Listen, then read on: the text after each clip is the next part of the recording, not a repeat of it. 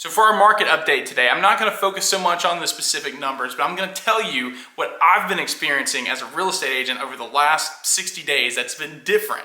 So if you've been following the real estate market over the last couple of years, there's been some crazy stuff going on. 2021, we saw a crazy rapid spike of appreciation after COVID. And then in 2022, we still saw rampant price increases all over our market, and things are moving so incredibly fast. It was insane. It was hard to keep up with. The best way I can describe it is, it's kind of like we were on the freeway. We were going 90 miles an hour and the speed limit was 65.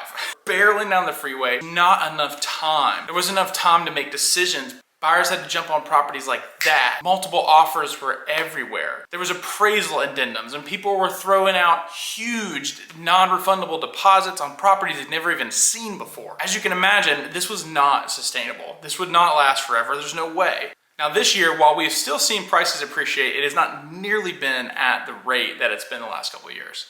One of the major things that slowed down the housing market was interest rates. Interest rates hit some pretty significant highs right around September timeframe, where the nationwide average interest rate was right around 8%. Well, if you were an interest rate sensitive buyer, which most people are, you probably put your plans on hold. You probably decided to wait until after the new year. Maybe you're gonna rent where you're at and just kind of see how it goes and circle back around when rates are lower. I will tell you, that's what a lot of people have been doing. So when rates hit that really high, it's kind of like we got on the off ramp. And now we're going 35 into 35, and it feels like molasses. No one can handle it. So you're seeing a lot longer days on market. You're seeing the 35, 45, 60 days on market now. And buyers haven't been nearly as rushed to make those decisions. One thing that I've experienced lately is that sellers still in their heads feel like it's 2021 and they still expect their property to be sold like that with multiple offers on day one, but that's not happening anymore. So we've really kind of balanced things out, for lack of a better term, right now. We're still short on inventory compared to buyer demand. That's one of the only things that's still been propping up pricing the way it has. Also, couple that with real estate is a very seasonal market, especially here at the coast. We have a lot less transactions typically this time of year between Thanksgiving and New Year's than we do, say, in the dead of the summer. When interest rates went up and the number of transactions went down, the real estate market seemed to slow down. And that is on top of a seasonally slow part of the year. So what do I think is going to happen? Well, I will tell you, there's a lot of news coming out that interest rates are going to be finally softening again next year. There's a lot of debate whether that's going to be in Q2, Q3, or Q4. Whenever it happens, the point is it's moving that direction. And what do you think is going to happen when interest rates become affordable again? All those buyers that decided to put their plans on hold are going to be back in the market. So if you're looking to buy right now and interest rates kind of have you scared, I would recommend a couple things. One, look at new construction.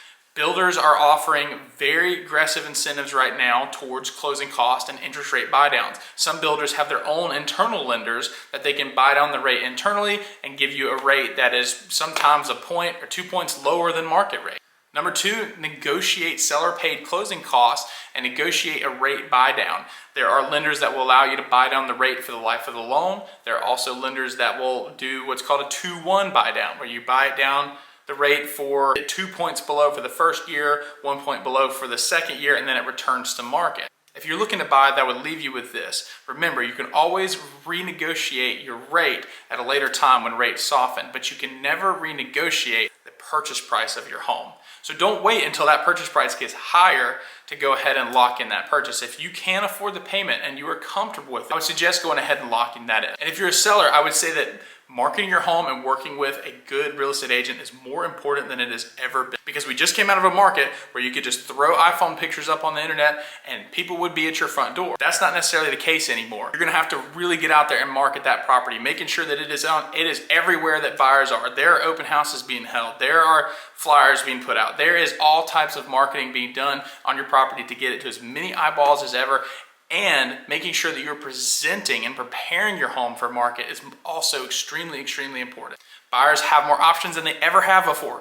So don't cheap out on your marketing. Don't cheap out on your approach right now. Thanks for watching my Monday market report. As always, if you're looking to buy, sell, or invest in real estate, shoot me a message, give me a call. Let's see what we can do for you. I would love to help.